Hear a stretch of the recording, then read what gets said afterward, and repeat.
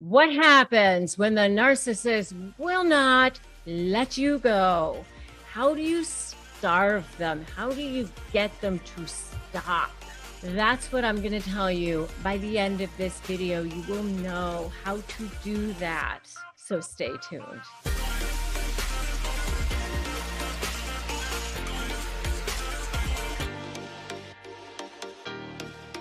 Hey there, I'm Rebecca Zung. I am a narcissist negotiation expert. I am an attorney, and on this channel and in these videos, I teach you how to shift that power dynamic. I give you real resources, real tips, how to actually do that, how to actually change your life, real things to do so that you can start going on the offensive instead of feeling like you're constantly on the defensive, like a turtle on your back, where they've got your foot on you. And if you want to feel powerful finally, then hit that subscribe button and hit that notification bell. And that way you will get notified when I upload brand new videos. Okay, so let's talk about when that narcissist just will not let you go. How do you get them to stop? Well, first of all, don't panic. We can get them to let you go. We can get them to do that. You're trying to shake them off. It's like, get off me, right? Get off me. You want to cut off that source of supply. I have been there, by the way, not in a romantic situation. It was a business situation for me.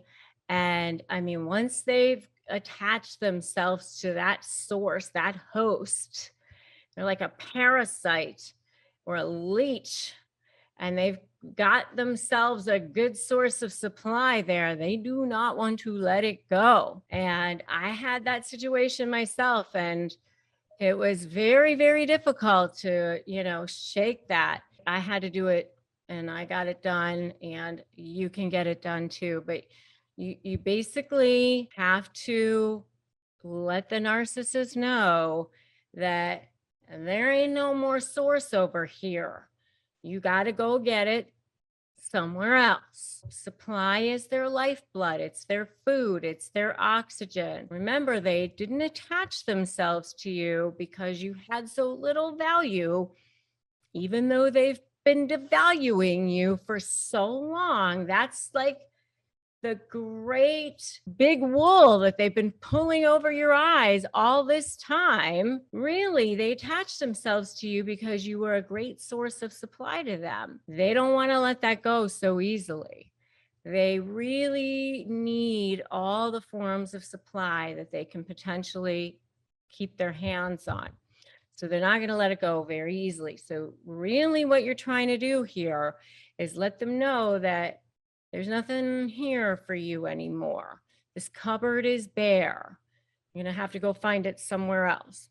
So how do you start doing that? You have to slowly shift the conditioning, because what happened at the beginning of this relationship is they conditioned you and you allowed yourself to be conditioned. And so this dynamic was set up where you became a good source of supply to them in whatever way the relationship began, whether it was a business relationship or a personal relationship. Believe me, I know, because I was in a business relationship with one. And so I became a source of supply for this person, thinking I was going to be a good person and I was going to show this person how kind I was and how generous I was, and actually how much value I could bring to the relationship. And the more value I brought, the more supply I brought. And the more that person was like, oh yeah, I'm never letting this one go. Even though they devalued and passive aggressive and horrible, all of that stuff. And you think, why would I ever want to stay in a relationship where this person was so terrible? But, I digress. Anyway, so you need to shift that conditioning, because they think that you're not going to leave, or they think that if they act a certain way that they're going to be able to pull you back in. If they act up, if they start maybe having a rage or devaluing you in some way or having a tantrum, that they'll be able to pull you back in. So you're going to have to become immune to those things and be okay with the fact that they're going to do what they did to try to get you back when you start to cut off that source of supply. Okay, so number one, first, stop being triggered. Stop being triggered. Do not show emotion. Any emotion that you show is going to give them supply. So when the texts come in, when the emails come in, when you have those conversations, when you have those interactions, no emotion, right? And by the way, I have a whole video on how to respond to text messages. So you should definitely check that out. It's really good. Really good. I give you lots of very specific text responses and how to respond. It's really super good. So definitely check that out. So wherever you are, don't get defensive, no explanations, just the facts, almost like you're reporting the news, like you're a robot almost. And if you need to go scream and cry or do whatever you want to do after you're out of the interaction, fine, but not while you're there. No emotion. Do not get triggered. Do not show them you are triggered. That gives them supply. That is what they want. They get off on that. They're trying to get a rise out of you. You do not show them that emotion. That's number one. Remember, just the facts. So I want you to write in the comments below to remind yourself, just the facts. I want to see that you wrote that, just the facts, so that I know that you remember just the facts, right? That's number one. Number two is try to winnow yourself down to one form of communication. One form of communication. Try to make it email, just so that you're starting to get yourself to a place where you are putting yourself in a position to start pulling back. You're pulling back.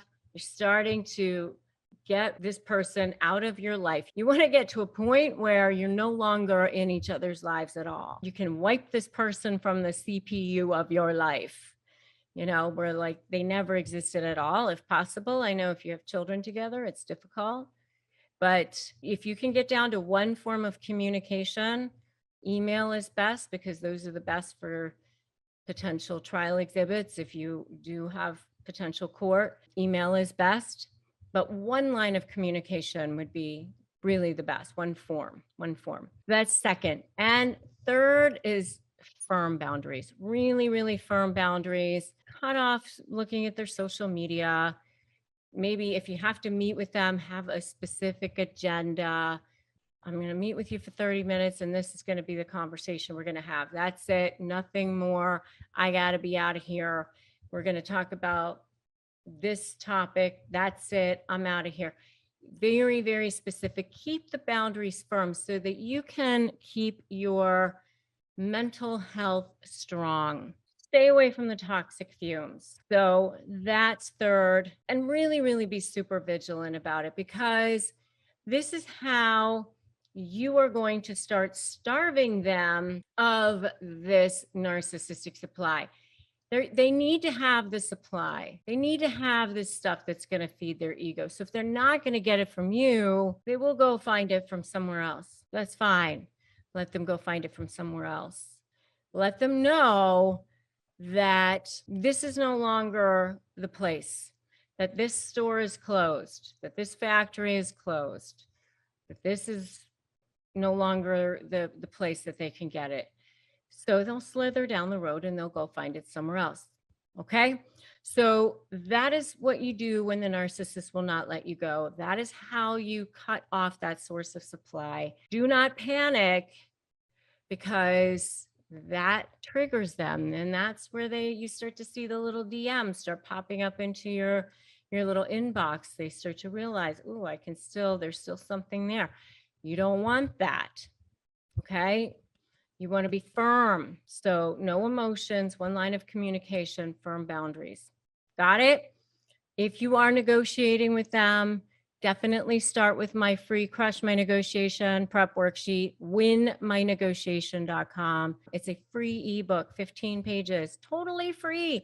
Why not go get it? Free, 15 pages ebook, so good. Definitely grab that. Join my free private Facebook group. It's like so good, supporting each other. Narcissist Negotiators with Rebecca Zung. Make sure that you like this video and share it for others who may need the information. Make sure you subscribe to my channel, hit that notification bell, subscribe and hit that notification bell so that you'll get notified when I upload new videos.